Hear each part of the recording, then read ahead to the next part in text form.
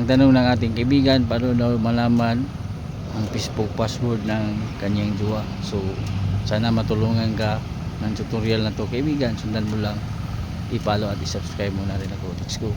Settings ng phone. So hawakan mo ang kanyang phone kaibigan, tap Google.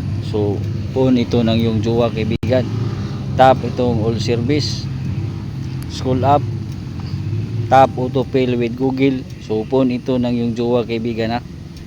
Tap Google Password Manager,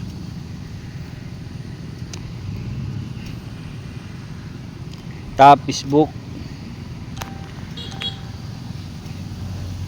So dito mo mahanap ang Facebook password ng iyong jowa. So paalala lang kaibigan ha, cellphone mo ito gawin dun sa cellphone ng iyong jowa. So tap mo lang yung icon, makita mo na ang Facebook password niya.